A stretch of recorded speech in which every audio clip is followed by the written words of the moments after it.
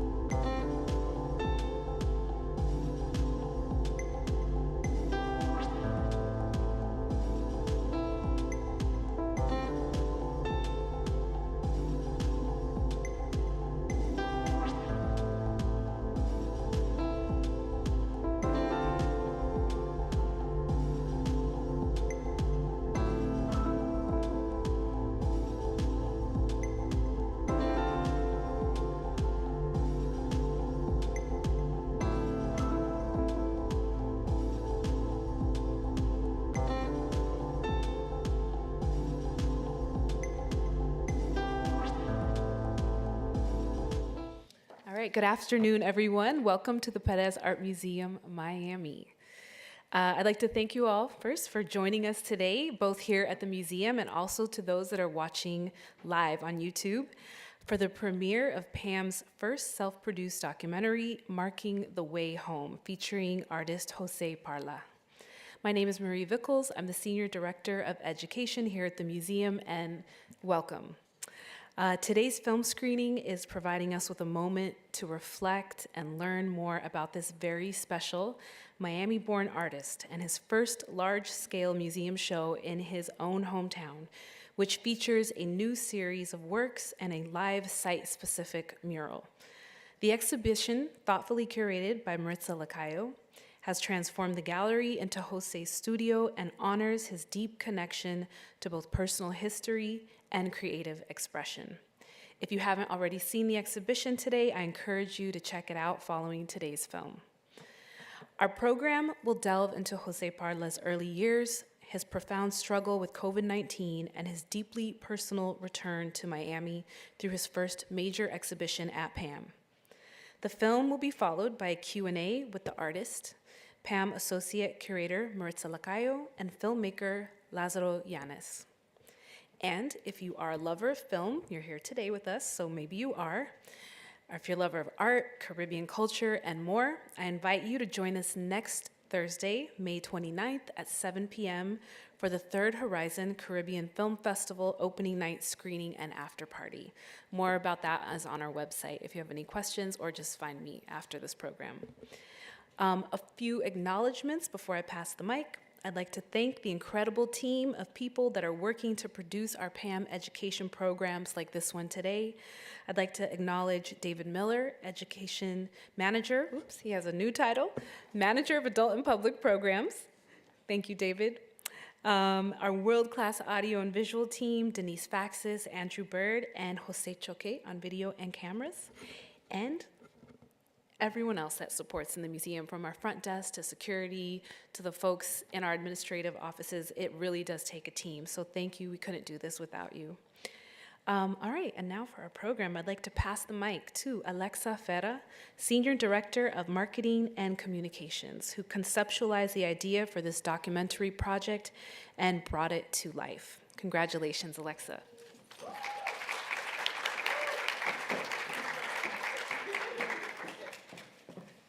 I haven't really worn heels after COVID, so excuse me there.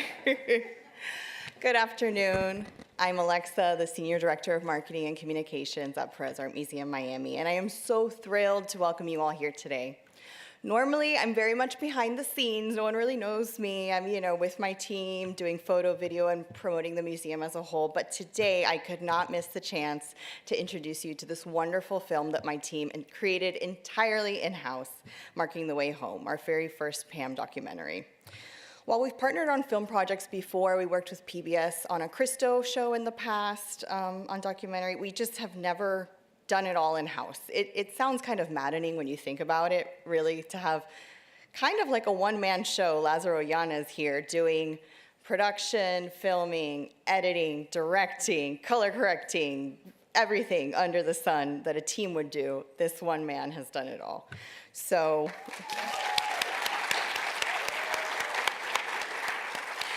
And because of that, this production was truly a labor of love. I first visited José Parlá's studio with exhibition curator Maritza Lacayo in 2021, just as he was beginning to paint again after his battle with COVID-19. Over cafecito and conversation, if you know Jose, he's very much welcoming and just a pleasure to deal with in the studio. And he gave us a glimpse into his creative process. And it became clear to me that there was an extraordinary story to tell here, one of resilience, renewal, and the transformational power of art. Traditionally, an exhibition lives on through catalogs, archival photos, things of that nature, and short clips. But just as this exhibition itself broke new ground with Maritza's curation and the way that we did an open studio performance element, I thought a documentary would be the best way to tell this story. When I first suggested it, I'm like, no sweat, we've done things like this before. We did a virtual gala, Art and Soul, like, we've got this. But I quickly learned that it's kind of difficult to put a documentary together, even a short one. I had no idea what we were getting into. It was just the three of us jet-setting to New York, 4 days of 14 interviews, trekking through JFK to Tribeca to Brooklyn and back and everywhere in between. And it was just, us trying to get the perfect shot. We returned to Miami with bags under our eyes and hard drives full of footage, and we were just really excited to get the work done. A year later, we opened the exhibition, got more footage, had more material, and cut together this short film while juggling everything else we do at the museum, promoting the programs, the galas, the shows. So this was just kind of like extracurricular activities for us for fun, but really just, it was an amazing thing. And I would love to thank again Lazaro for bringing this major work to life. Without you, we couldn't do anything like this at all. You are so talented, and I'm so proud to have you on my team. And there's no I in team, so I would love to thank many other people here joining us, to our presenting sponsor of the exhibition, City, to José and Parlá for entrusting us with your story, to all the interviewees, like Sarah right here, for lending us your voices and insights, to our prep and registration teams for not telling us to buzz off when we had cameras in their faces during a stressful install, to Franklin Sermons and Maritza for saying yes to my wild and crazy idea, and to the entire marketing team for just being innovators, breaking ground, and being innovative storytellers. And without further ado, let's watch the film.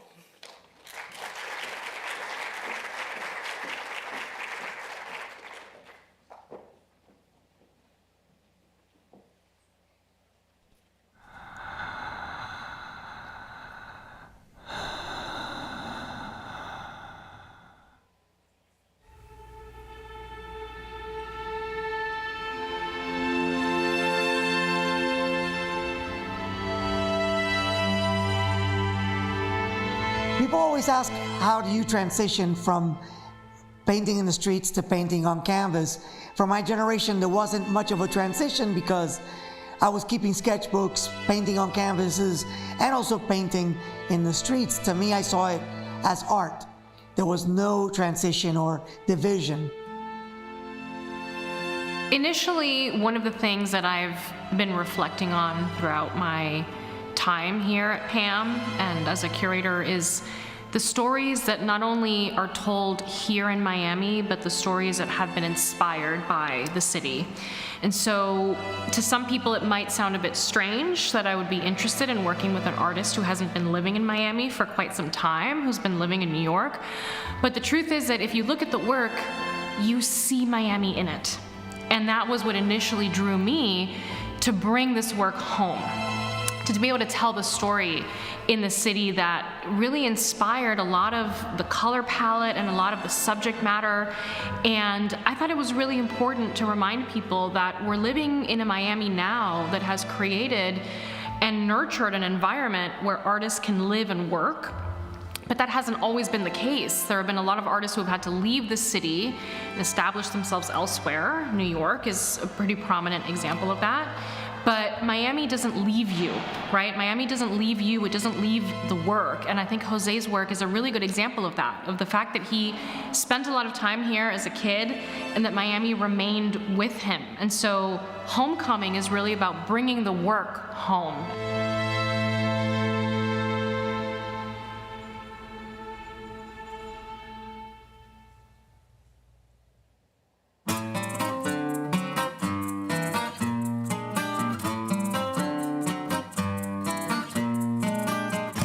In 1980, a critic for the New York Times wrote that Miami was a cultural wasteland. And I think there were a group of people down here who loved Miami and really wanted to prove that critic wrong. Between 1986 and 1989, I was painting all the time. And in 1988, my art teacher at Miami Coral Park Senior High entered one of my, an unfinished illustration painting in the Scholastic Art Award competition. I remember remember the words Graffiti City as being yellow. Yeah. Were they?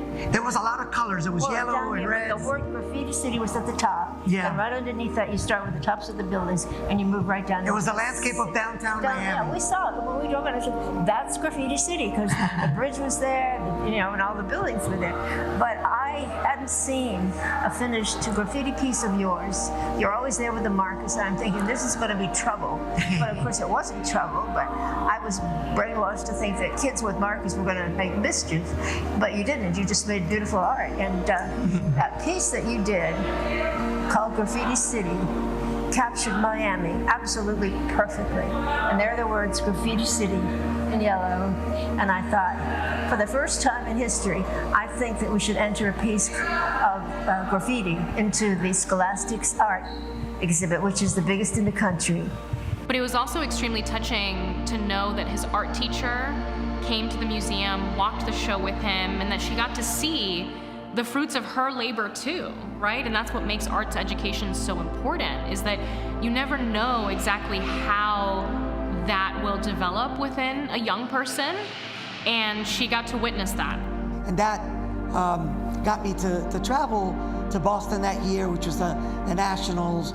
And that kind of was like a real changing point for me, because it exposed me to artists, young artists from all around the country, in music, and just being able to see what everybody else was doing, and also seeing a different city. It was, seeing Boston and New York at that time was really mind-blowing, because we got to see museums and things that really didn't exist in Miami at that time.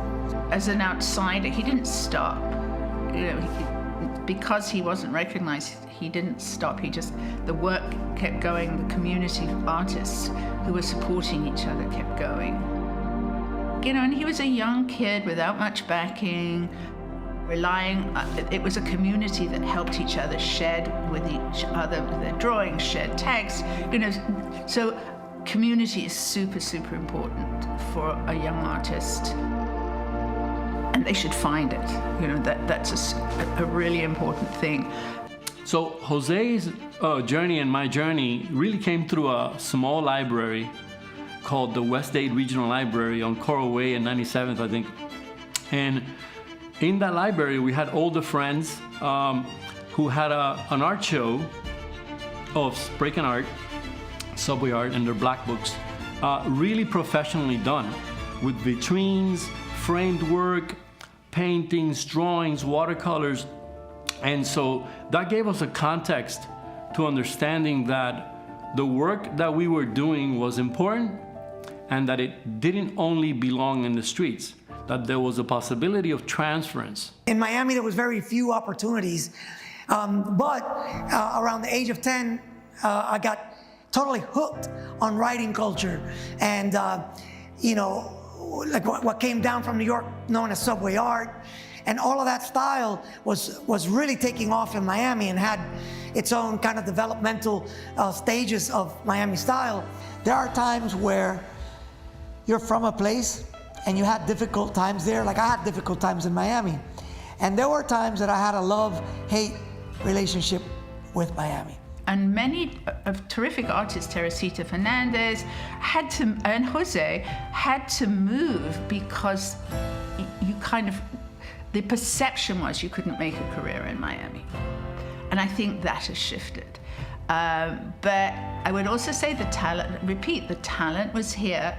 It was whether the curators of the time were interested in what was here, because there was a lot of the street art, a lot of hip hop, and that wasn't considered art at the time. They were considered outsiders. I think it's undeniable the sort of impression Jose has left and sort of his development and the path he took from graffiti into what he's doing now.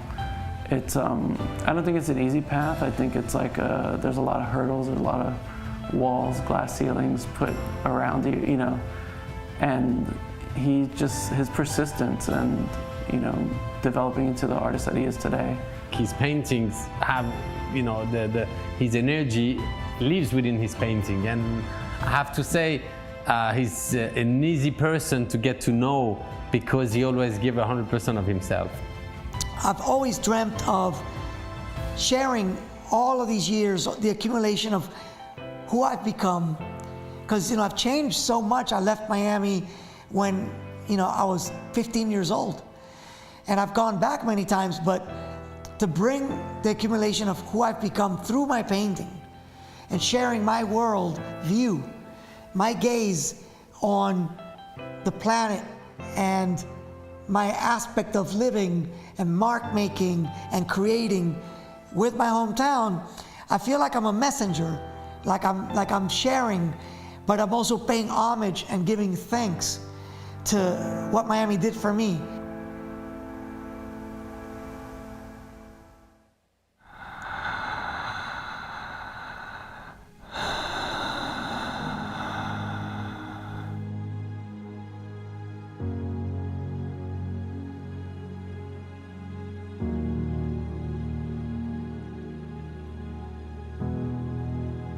When Jose went into a coma as a result of COVID-19, we all felt so connected to him, and that's when I really understood the power of a life. When we got on Zoom and there were people crying, like, but again, they were like all over the world, and like, you know, some people who I want their autograph, and we're just like,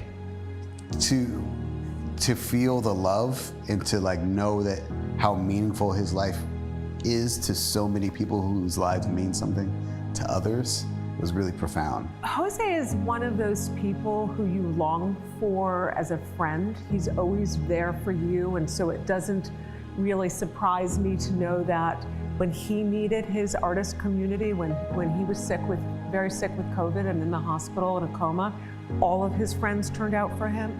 And when I mean turned out, they weren't just helping him get really great medical care and attention, but there were every single week global vigils of prayer from the art world. These are people who are generally atheists, and they moved to prayer because they love Jose so much. You knew as soon as I saw him,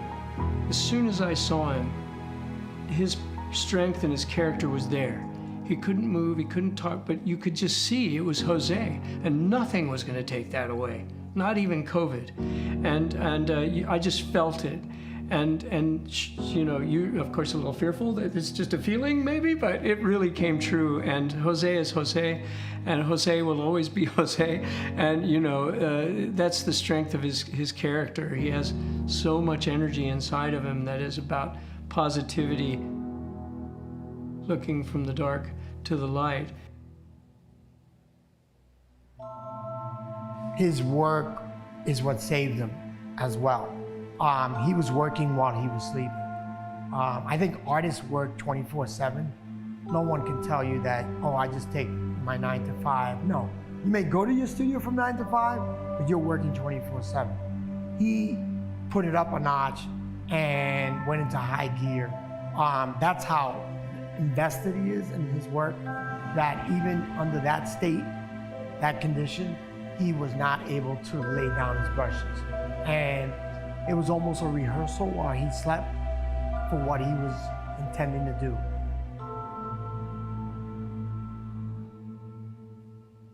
Jose went through one of the most difficult experiences I've ever heard of.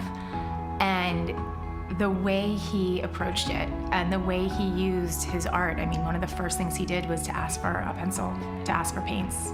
And that says so much about him. I think a lot of people could have been completely defeated by it, and for him it was almost like a reemergence. And I think if you look at the art that came after that period, it is so, you know, the pieces that he created with the horizon line, I mean, they're so stunning and powerful, and you know, a great growth and progression in his practice. And I just think that says so much about him and his character, that, you know, something that could have been devastating for most people, he took as an opportunity to, you know, use art and music to heal, and to come back better and stronger, and you know, ready to take on the world. Jose was able to get out of the coma, and with family help and myself, being able to bring him art materials and letting him do watercolors and drawings and music. He had his vinyl records. He loves to play music, as you know. All these things became a sort of like, besides the love of the family, it was like a love therapy and art therapy. It was hard, but it was a magical moment to be able to see him take baby steps. And I knew that once he got up and started to do that, that Jose was gonna be back, and that no matter how hard the therapy would have been, that was not gonna be nothing. It's just a matter of time and space and believing and praying and hoping that, okay, he's gonna make it.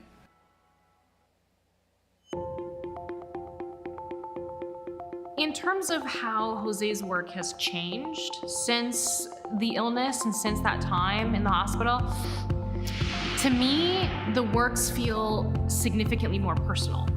And I think that there's also an element of really celebrating the body more than ever before.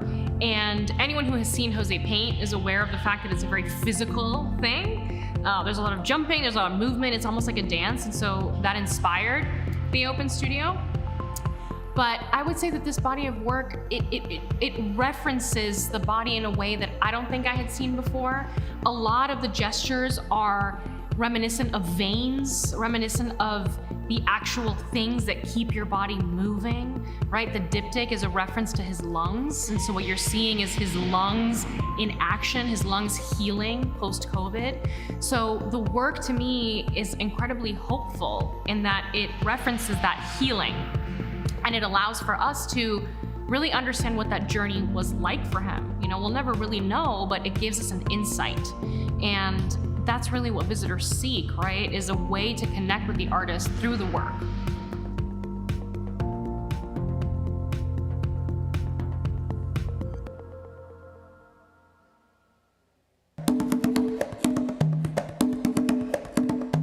We initially started really thinking about the show in 2021.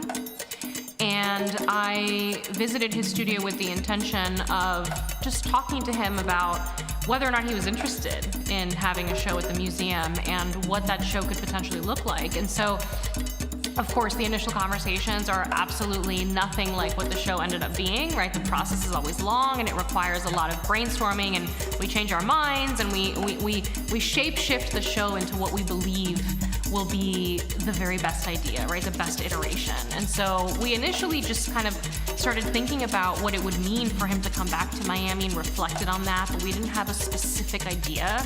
And as the conversations went on and as he started to kind of experiment with his work, we got the idea that the studio, recreating the studio, would be something that would be really important to us and to the visitors.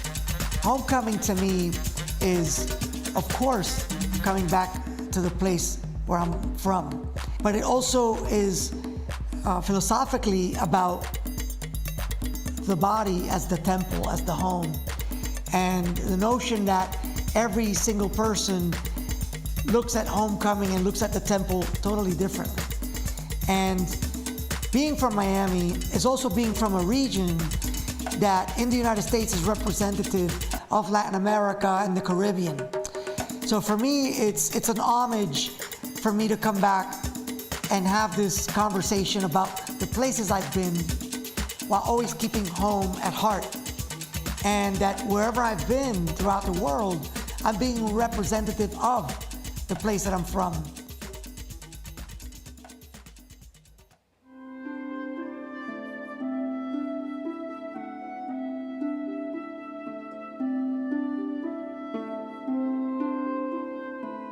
When it came to hanging the show, we did encounter a few challenges, right? Because these are very large-scale paintings, and these are paintings that generally, they need some space to breathe, right? They need some room to be able to kind of captivate an audience and to stand alone. And we were trying to figure out what the best way to do that was, but also fitting them all in the space. And so that can kind of be a bit of a challenge, but we were able to figure it out. What we essentially created was a space where you have enough room to back up, you have enough room to see the work from a distance, but also come up close and see the details. You also have the opportunity to see them in conversation with each other, right? We wanted people to be able to compare the works, right? How does the color palette shift from one work to another? Are there certain colors and patterns that you see throughout the exhibition, right? And I think that the way we hung the show allows you to see that. You do have moments where a kind of yellow strip of paint will continue on to the painting right next to it, right? And so we wanted that magic to remain. And PAMM's prep and registration team are incredible and gave us the time that we needed to move something 6 inches to the left. Actually, you know what? No, can we switch it? Can we actually move this painting back to the other wall where we originally had it, three times? And so we wanted to really play, and we did have a chance to play. And then the studio elements, where you have this table and the records and all of these things, that was also an experiment, right? We needed to figure out what the right way to do that was gonna be. I've always wanted, just to feel very natural about this installation. And what I like is that right now, it's kind of like left as it was when I finished working. Yeah. And I really like the idea that all of this crushed pigment is here with the paint kind of scattered. And but I think it's important to, like you said, also curate this together and kind of decide what is visually more striking, or kind of have a conversation about it, because every little detail matters.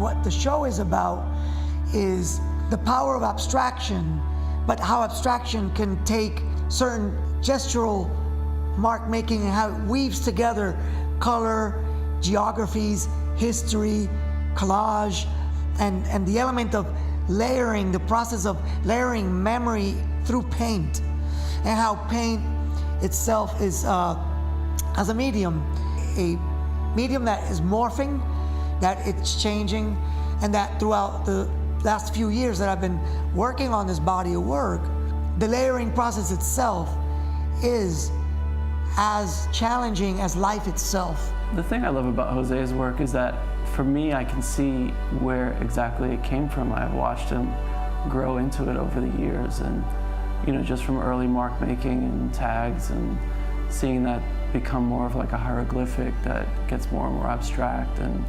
But if you start to follow the line work, you can see like the foundation of it, the lettering and the storytelling, and it's, he's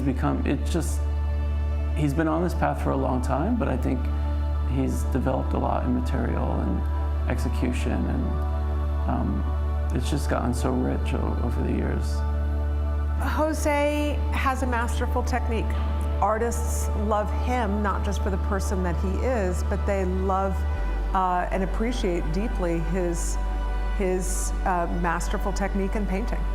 And that can't be understated. Artists, you have to, when artists love an artist, you have to pay attention.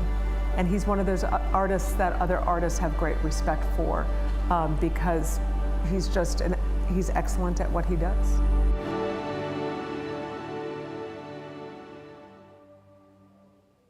What astonished me about this show was the great leap forward. And I'm really going to call it a great leap forward, because if you think about somebody who's having hallucinations of place when they're in a coma, if you look at somebody who touched death in a way, who was above the body looking down, that is so reflected in the paintings of this exhibition.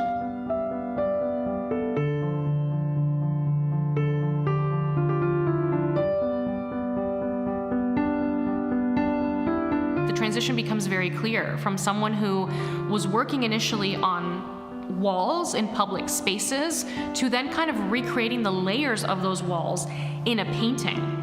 To me, undoubtedly, Jose is a painter, but that's not to say that it didn't start with a slightly different or untraditional, unconventional way of getting there. And so you see that transition, I think, very clearly in the exhibition, but you also still see a remnants of the walls themselves, the layering. A lot of the stuff that you see in some of these paintings are actually advertisements from that were on walls here in Miami that he removed and then put into the paintings and layered the paintings. And so that's why really these paintings take so much time, is because they are layered and layered and layered, and then layers are removed, paint is removed, paint is added, paper is added, things like that. And so that transition from young kid working in the street to being a very serious painter who still references that is very clear within the exhibition.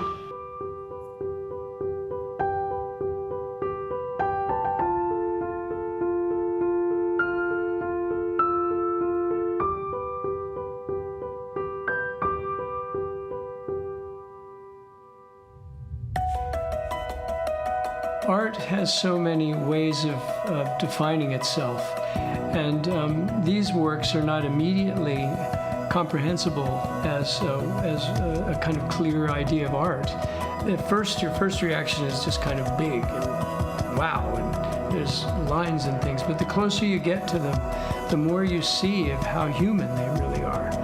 And the moves and the layers all start to reveal themselves much in the same way as the gallery setup does. The exhibition reveals itself, and then the paintings reveal themselves the closer you get. So I believe many visitors will remember the energy, but also the detail in something that was very unexpected for many visitors to understand there could be that level of detail. I think he'll be remembered as someone that heroically did something different from everyone else. And that in that process, he was able to discover something that is both beautiful, powerful. His works to me are like sewing the fabric of life. You can never tell what an artist's legacy will be in time, but what's for sure is he's poured all his energy and heart into all the works he's created and his vision. And that energy still transpires through any of his canvas or any of the works he's ever done. So each time I see one of his paintings, I feel his strength, his power, his energy, his whole being poured inside. So, you know, we always wonder as an artist, what do we leave behind? And we kind of, you know, it's like a mark of a passage on Earth. It's like I was here in a way. And sometimes it's a way also to connect to someone's emotion of a different time. And when you see José's work, there's no doubt that you connect with that emotion because he really poured all of it inside his canvas.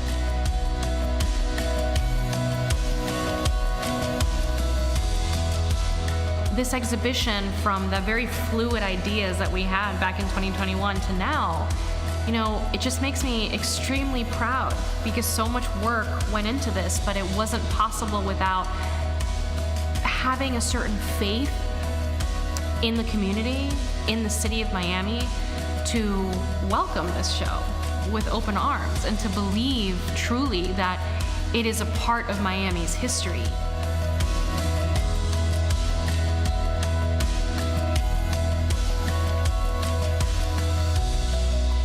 It's not about me. Homecoming is about all people finding their place, finding their home, asking the question, what is home? And how can I make my place safe? And how can, if my place becoming safe, help others have safe spaces? That's what I think homecoming is.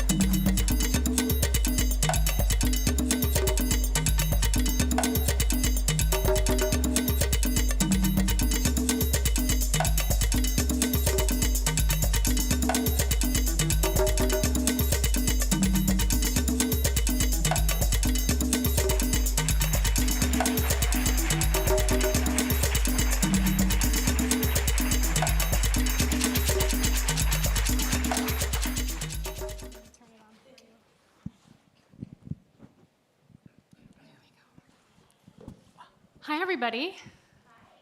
I'll take it from the clapping that you guys enjoyed it.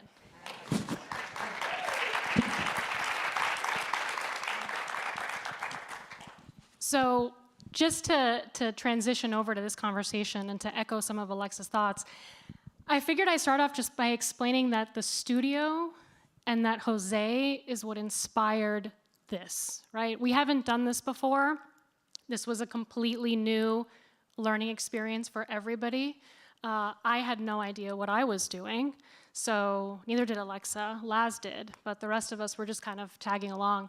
But the studio and seeing him paint and understanding what that process was like really made us want to share that with the public. And the only way to do that was A, to have him come in and do it physically, right? So we actually had him come in, finish the painting. You saw a lot of that footage. Some of you might have been here for the open studio performance. And then, of course, to document that and to put it out into the world for everyone to see and for people to really understand how these paintings are made. I think it's very easy to get lost in these works. You can look at them forever. I've spent a lot of time in the gallery, and I discover a new detail every single time. But to understand how those layers are made and to understand the amount of time that it takes, I think that as an extension of the exhibition was necessary, right? We really needed to share that with the audience. And so what I think we'll do now is I'll just ask you guys some very simple questions to get everyone excited and creative about your questions, and then we'll open it up to all of you. So Jose, my first question inevitably has to be, how does this add to your practice? How did this documentary add to the documentation of your practice? Because you're one of the only artists, and I'm not trying to diss other artists, but you're the most organized artist when it comes to having everything documented, having everything in some way, shape, or form available to the public. So I'm wondering how this documentary kind of allows for you to expand on that conversation. Well, first, I really have to say thank you.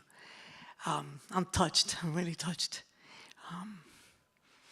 It's really such an honor, and it's really humbling to be here and to see a documentary about one's life and work, you know.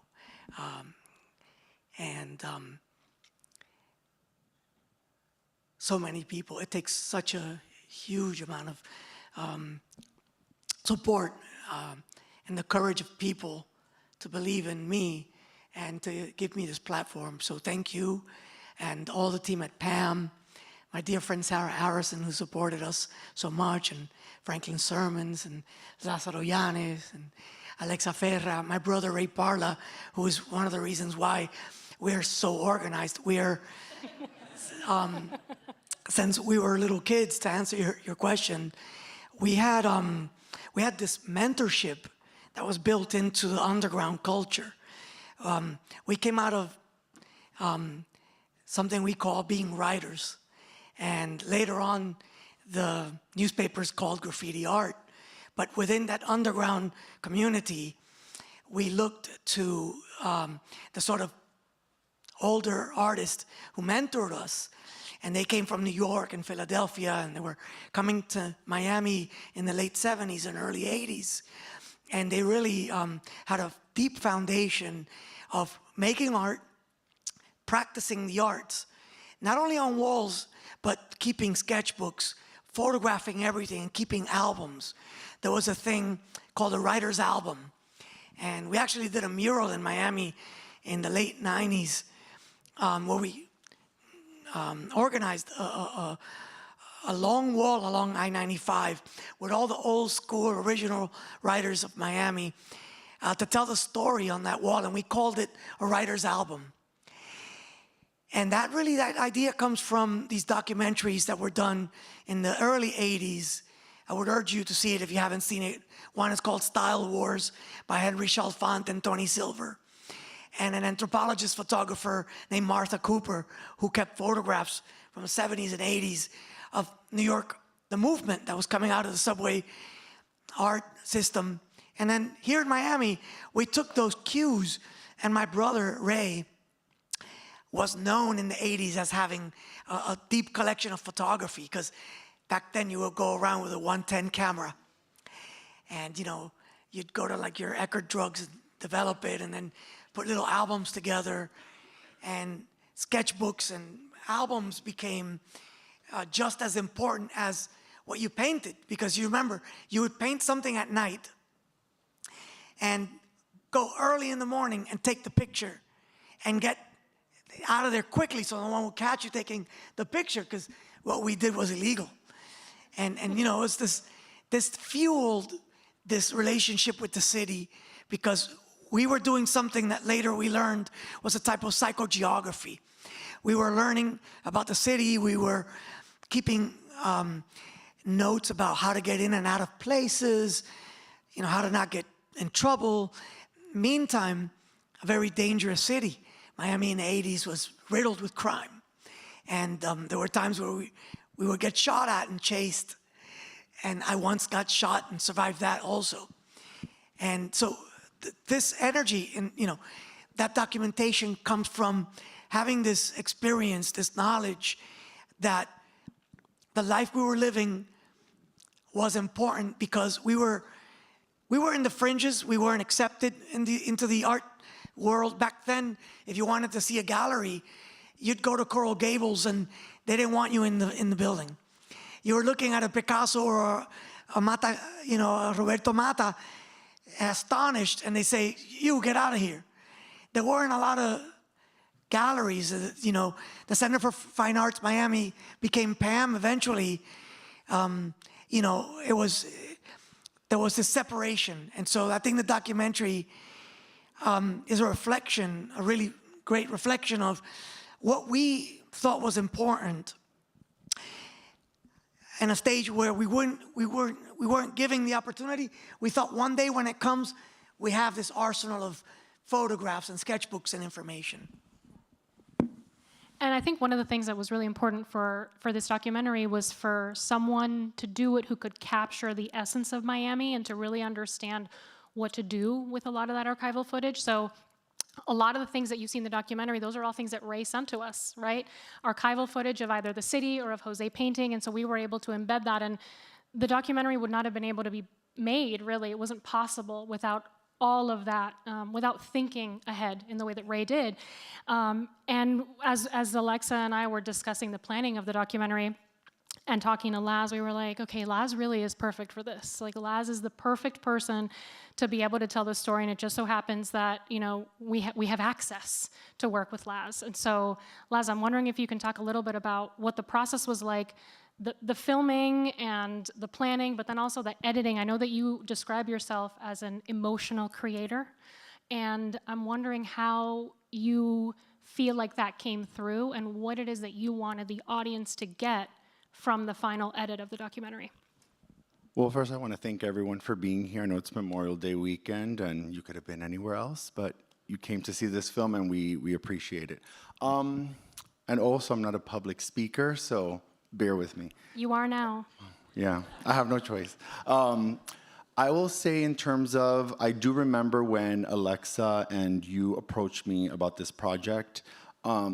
I'm not gonna lie, I was extremely scared, because one thing about me, since I am an emotional creator, everything that I do is led by emotion. Sometimes that emotion is fear. But a good friend of mine who's in the audience, Billy, him and I, we approach things in a way where we just say yes and we figure it out later.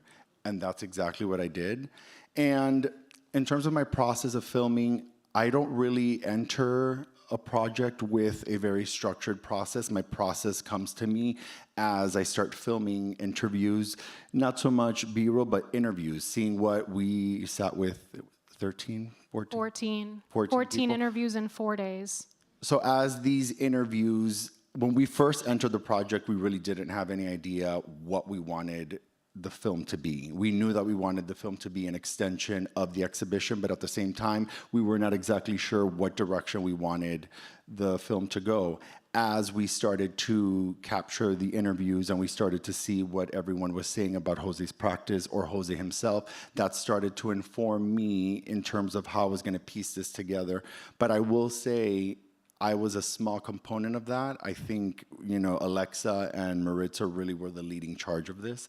They were the ones that guided me and allowed me to create freely, but really guide me in a direction where it made sense.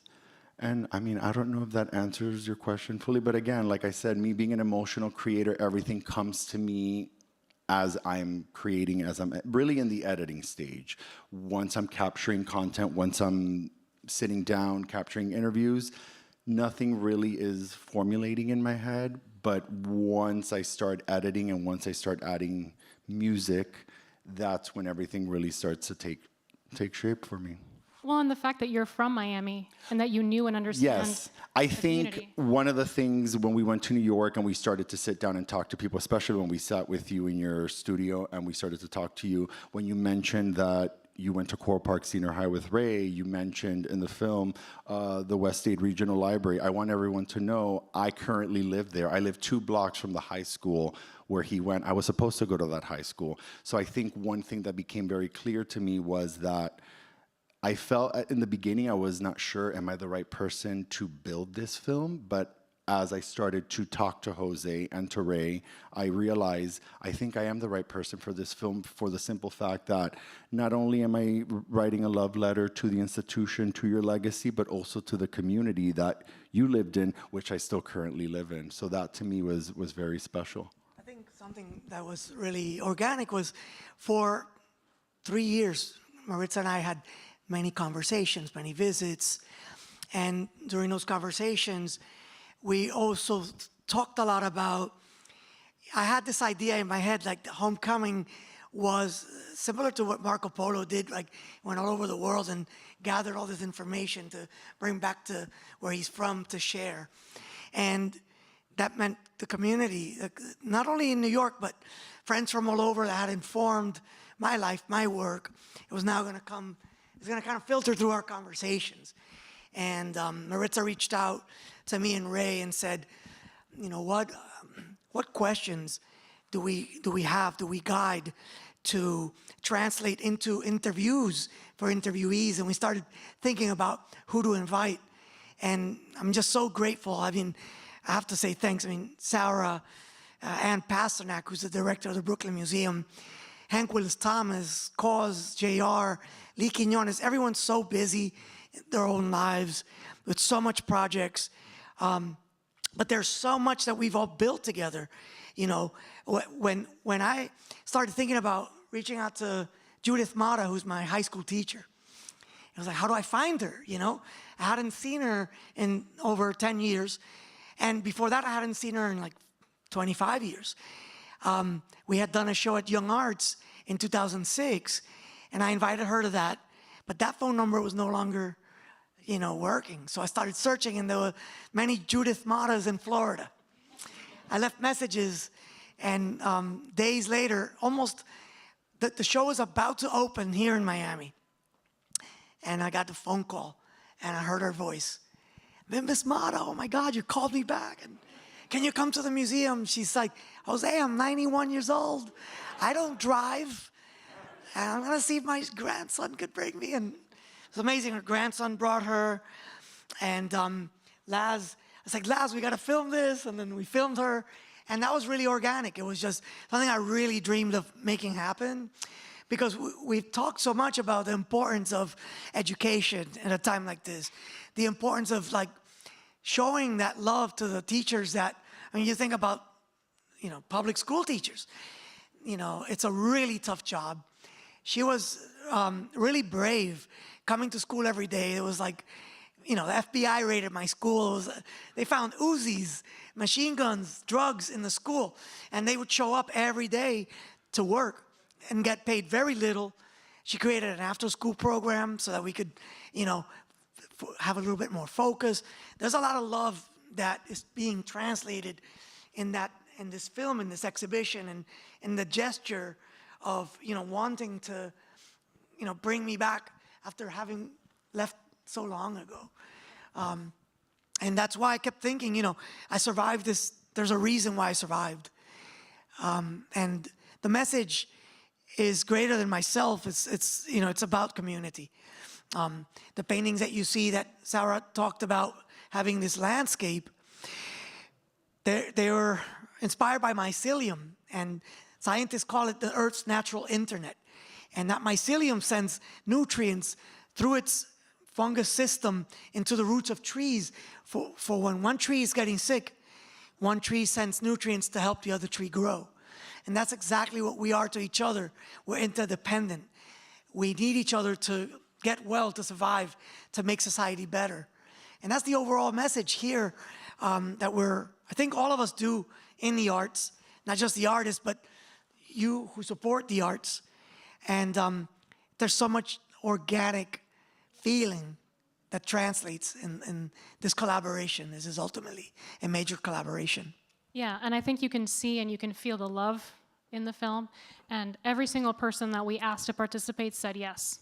Every single one. So I think it's a testament to you, to your practice, to everybody wanting to be a part of something that they knew was going to be so big. We didn't know what this show was going to be or how it was going to be received. You really never know any of those things.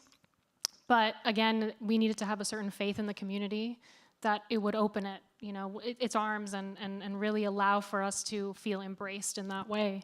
But I think that now would be a good time to open it up to all of you. So if anyone has any questions, just raise your hand. We've got mics available. So, all right, we've got one all the way up in the front here, which it's going to be a lot faster for me to get to her. Hi, Jose. We met at UT in Austin years ago through Andre Bober. Anyway, I'm really impressed. I wanted to capture what that...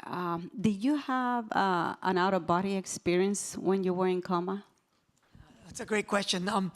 I just want to be clear. When you're in a coma, you don't have any idea at all what's going on. And I was in a coma for 4 months.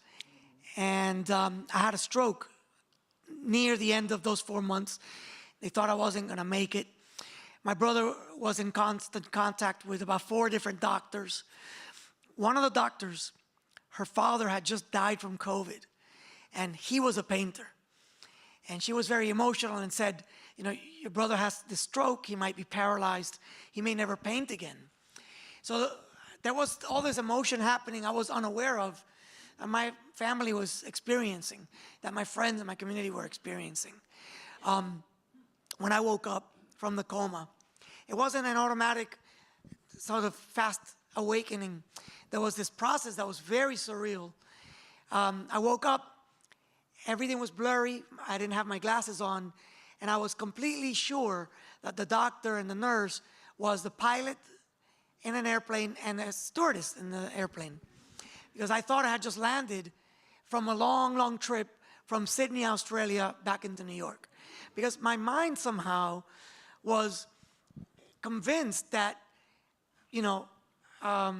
these dreams, so I wasn't sure I was dreaming. But as I start to process throughout the first few days of awakening, I'm learning that, I'm thinking that I took this long trip, that I was a hotel owner. I wasn't José Parlá, like the painter. I had hotels in Hong Kong, Havana, Istanbul, Sydney, Australia, and I kept inviting the doctors and the nurses to stay at my hotels.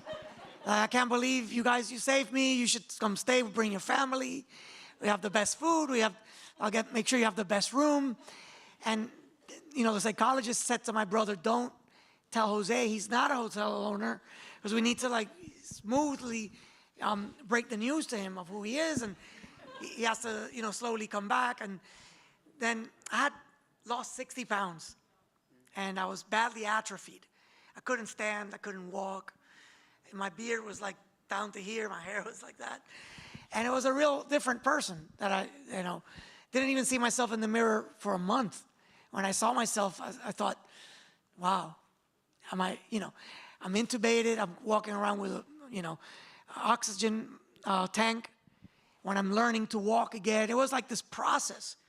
So being awake and becoming myself again really was very difficult. And what started that process first was the music. I was under a lot of painkillers, and there was some hallucinatory situations, but the music grounded me because it brought me back to my childhood. My brother brought me a little record player with a friend, and a lot of my records that I collect are, from the 1940s to the 1970s of Cuban music and a lot of reggae music, so Caribbean. But all this music is stuff that I grew up with in Puerto Rico and here in Miami. So the music would spark energy and memories that were now sort of, they were battling it out with being a hotel owner. And that was pretty shocking, but I couldn't tell if those dreams were like a 4-month long or whether those dreams were more recent towards the time that I woke up. That's a mystery forever. Like, there's no way to know. Okay. Yeah, it reflects an awakening, a real awakening. And what I noticed from knowing you before, is the celebration that is so prevalent, the theme in this movie of your life, because there's a divine, it's almost soul-centered, and I'm getting triggered. It's so deep that the colors, for me, what really stands out is the brightness. It's like you're back to life, celebrating the gift that life is. So it really moved me to see, I've seen the exhibit, but in the movie, the colors so representative of also where we are by the ocean, the sunshine, the whole locality, and culturally as well, the richness of this whole region. So I'm so happy to see that. Yeah, Thank you. To talk about the colors a little bit, there's some connection to the fabric of what we, I think, collectively experience from 2020 to even now. I mean, you remember during 2020, the fear that the pandemic brought on, but it was highly politicized by the administration, and the fear that we were experiencing, wear a mask, don't wear a mask, different cities, different, mandates. There was, the murder of George Floyd and Breonna Taylor, and the protests that, all over the United States. Concurrently, in Cuba, it had the biggest protest in its history in 2011, which, being of Cuban descent and my wife being Cuban and my family, and the shock of seeing the government there oppress people, knowing that artists started those protests. Those artists are now currently doing 10-year prison sentences in Cuba. Meanwhile, the United States struggling, losing its democracy. All of these things made me reflect, making the work more celebratory in the sense that I really was thinking art is a powerful tool. The fabric of these colors, really homage to indigenous cultures, to freedom, to the Caribbean, because the region, Miami sits in the center of this region rich with color. You think about the clothing, the fabric, the traditions, all of that, I think is reflected in the color. The massive painting that I finished here at PAMM, The Color of the Ocean, it sets this this geographic importance of, the sort of geopolitical lives that we live. So the show, while it's about survival, homecoming, and all these poetic things, it's also very political. And I think you did a really wonderful job in capturing that essence without being explicit. Like, I always think art can be more powerful without having to say it all. It's insinuated, and I think that's really beautiful as well.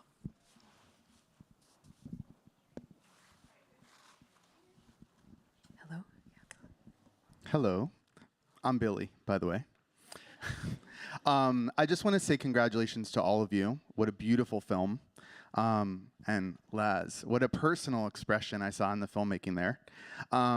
I was wondering if you could talk a little bit about how your vision of what the film was going to be changed over the course of the time that you were able to do the interviews, because it's very clear the two of you have a lot of synergies. But as you got to see the expression of all the people who were involved in the early days and then saw the kind of art change when he came back, can you talk about how that impacted your version of the story that we saw today?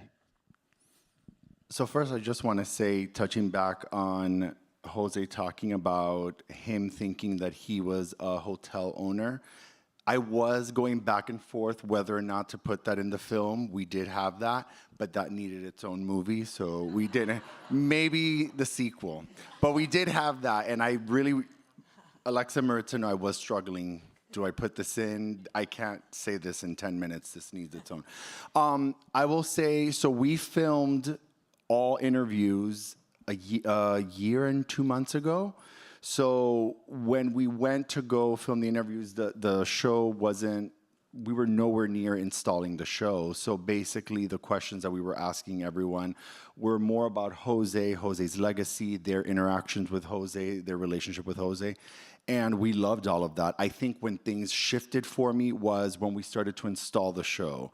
And once we started to install the show and Jose came down and I started to capture content of Jose installing the show with Maritza and with our wonderful prep and registration team, I quickly realized the film needs to shift gears and focus more on his homecoming, because not only his homecoming back home, but his homecoming to his body, which at the very beginning when we were putting this film together, it was more about a celebration of Jose. But I still wanted it to be a celebration of Jose and his legacy, but I thought that it quickly was made clear to me that it needed to be more about his homecoming home and his first solo exhibition and really celebrating that. That's why you'll notice in part 2, we touch on COVID, but I did not, 4 years later, 5 years later, I did not want that to be a central force of the film. I just wanted it to be kind of like an appetizer to the shift in his work, right? So I think everything shifted for me once I started to film the install of the show, and we needed to make some adjustments. There were some people that we reached out to that we realized, okay, we need, Sarah being one of them, we need to refilm some interviews and have the storyline change a little bit. And I think I'm really happy with where it ended up. And I think we gave a nice little chef's kiss to his legacy, but really zero in on his homecoming. Hopefully that answered your question. I've got someone. Sorry, Dan and I are arguing for the mic, but I raised my hand first. I just want to say, Jose, I didn't expect to cry here today.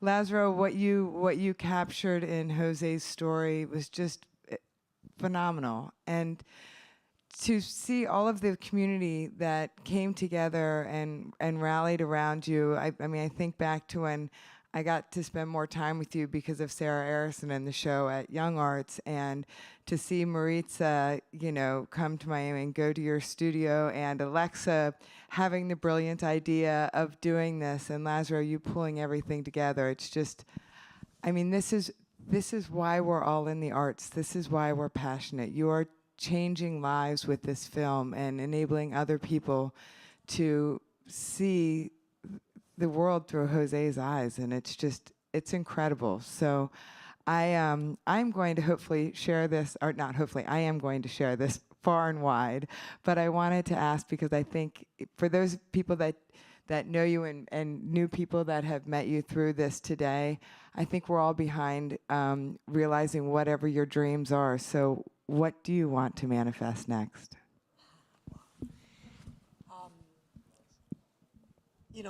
Since I look back at the last 4 years, and this survival, the one question that's, stays with me all the time is, why did I survive, and how long do I have to breathe? And I think that an artist's life, an artist's archive, not just, obviously not me at all, but one of my dreams is to be able to foster young artists. And I do that slowly, my capacity working as a mentor with Young Arts, and I work with other institutions who invite me. But we all know that at one point I won't be here any longer. And to keep nurturing that community, but to do something while I'm alive that has a study center is something that I've been dreaming for a long time.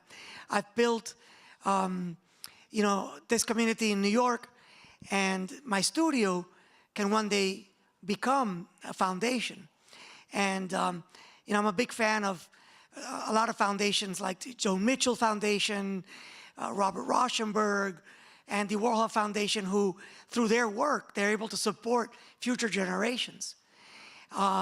Between my Brooklyn studio and a new space that I have outside the city, upstate New York, I hope to do residencies. You guys are a huge inspiration. For those of you who don't know, Fountainhead is huge inspiration here in Miami, doing a residency for young artists for years. And that's what I think is changing the dynamic of the city, and many cities are starting to do it. And I dream of doing it in my own way. But it's gonna take some time, and I'll let you know. And any support is always appreciated. Thank you for asking that. Okay, we've got one more question over here. Hello. Firstly, thank you very much for a very good movie that I think is very informative to allow us to look at your paintings, your art from a different angle, with much better understanding what you could create out of it. So the movie helps a lot. I've seen the exhibit, your exhibit, twice on 2 different occasions, and I am going to look from very different angle after meeting you and the film. My question is, what does the future brings for you? You mentioned that you might have some foster young artists so they can paint. You can show them your experiences, your technique, and infect them with your style. But how do you see yourself and where in the next 2-3 years, maybe 5? Maybe you have commitments already. Maybe you have looking forward to certain solo exhibits in New York or here or Boston or Paris or Timbuktu, whatever. Thank you. All of that, yes. So, that's very nice. But anyway, I'm just curious. I think there's one central goal for me that I think has been part of my defending the work for so many years. Is this is work that, as we've seen in the documentary, it started out with a community of young kids making art. In the 1980s, the United States was stripping art programs of its financial help, right? And so kids took it upon ourselves to create an entire network making art. It was dancing, DJing, rapping, breakdancing, painting, and it was an entire network controlled fully by adolescents. It's never happened in the history of the world, right? It was multiracial. It was both heterosexual and LGBTQ. It was a movement, but the art world did not give us any help. We just did it. But many of us broke through after 40 years of work. What that message is perseverance. There's still many pockets of society where young artists come from the fringes of society. They don't feel accepted. They don't feel they belong. And I think that that's the main goal in what I want to project forward in art, that no matter where you're from or what fear you might have, that through art you can have a platform. That being said, there's a lot more support nowadays than there was in the 80s and the 90s. So there's a lot more avenues, but there could always be more. Specifically now, when we're seeing the federal government again stripping away the National Endowment of the Arts, all kinds of challenges that are going to continue to come in this administration. So to answer your question about forward exhibitions, new exhibitions, I went from this idea of diaspora thinking as a Cuban person, as how I identify, Cuban American, having this challenge of sort of wanting to belong and being accepted, to having the fortune of going international for the last 30 years. And one of the things that I've done is build this relationship with Asia, with Japan. I've been going to Japan for over 25 years, and next month opens an exhibition that is in conversation with Homecoming, titled Home Away from Home, at the Pérez Art Museum in Japan.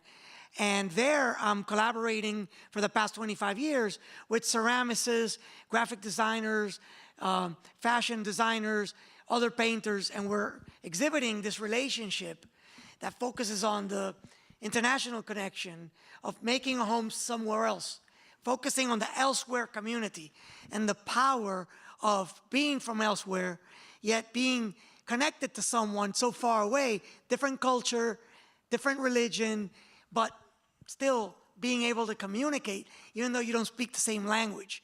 So I think that's the ethos behind a lot of my mentality and my work.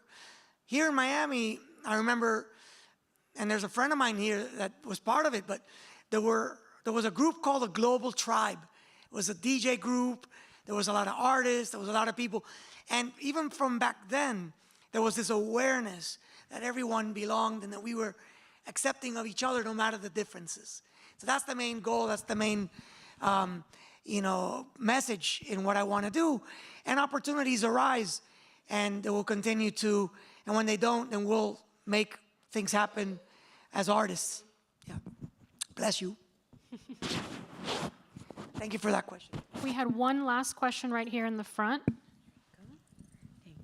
Hi, Jose. My name is Maria Bicilli.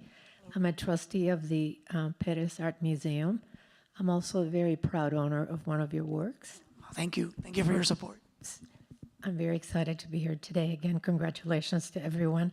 You know, as I watched the film, I became very intrigued with your process, not just artistic, but, emotionally and spiritually.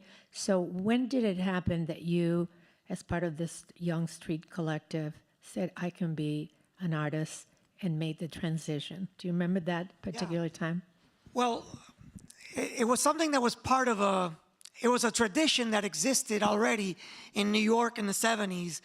And when New Yorkers would get in trouble, their mom and dad say, you're going to your aunts and your uncles in Florida. And so they'd come down here, and so they brought that culture to Wynwood back in the days, or to Cutler Ridge, or Fort Lauderdale had a group, West Miami. There were pockets of kids from New York that brought this underground hip-hop culture. And when we met them, we were already, kids exploring, and we became, enamored by making art, but that you could put out into the public. So it became very quickly competitive, and kids sprouted like thousands. You can imagine, without exaggeration, there were thousands of young artists in Miami painting walls all over. Each person wanting to develop a new style so that from afar you could see their individual style on the highway, on a truck, on the train. And so this was something that was already happening, but that grew really quickly. At the same time, we were aware that a lot of the pioneers of this movement had already had exhibitions in New York, in galleries, museums in Europe. And so we aspired to continue to this tradition. But we didn't know anybody. We were in Miami. The New Yorkers had more access to like the actual galleries and museums. And they were going to Rome and the Netherlands and Hong Kong. But here in Miami, we aspired to it. And my brother mentions that public library in Westchester, they gave us an exhibition. It was the first time that we took something that just was outside, and we put it on walls and in the vitrines. We got to show, and this is so cool that we got to do the vitrines here in the museum because it reflected the vitrines in that library in 1987. So there was this thing that was in conversation with the art being outside and art being brought inside, and bringing the city indoors to make people reflect on what's going on outdoors as something that is equal to what you would see in a museum. But if you think about museums, you think about the Met, when you go to New York and you visit, the Met or the British Museum, and you see artifacts like, from Mesopotamia or Egypt, or, you see documentation of the walls in Lascaux and Altamira of the cave paintings. You see that there's just this wonderful line 70,000 years later that ties us all together as artists. No matter where you start. You could start at Yale University, or you could start, where I started, under a bridge in Cutler Ridge, painting on a wall. All right? But seeing the importance is not always clear.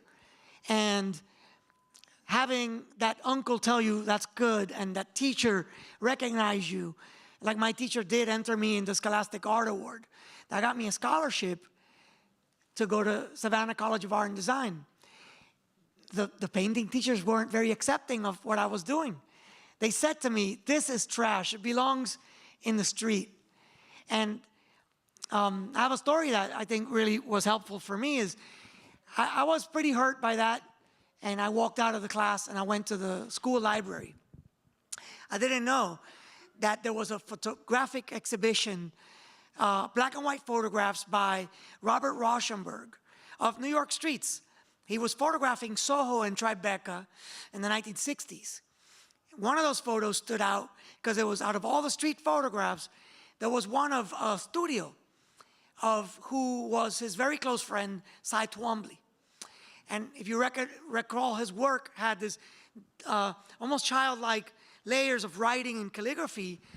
And I thought, well, who's this? And why did my teacher not tell me about these artists, but tell me that this didn't belong?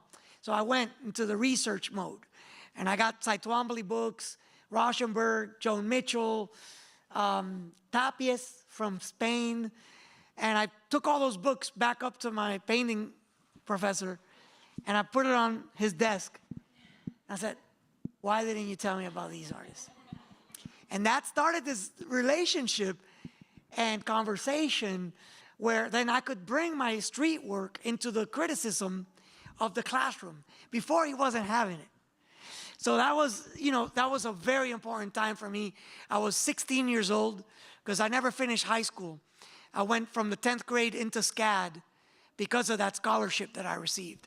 So I was very young, but very crazy at the same time. Thank you all. Thank you for your questions. Thank you. Thank you, Jose. Thank you, Laz. For those of you who haven't seen the exhibition, please do. It's up here on the second floor. You're going to turn right, go all the way down past the bathrooms, and it's on your left.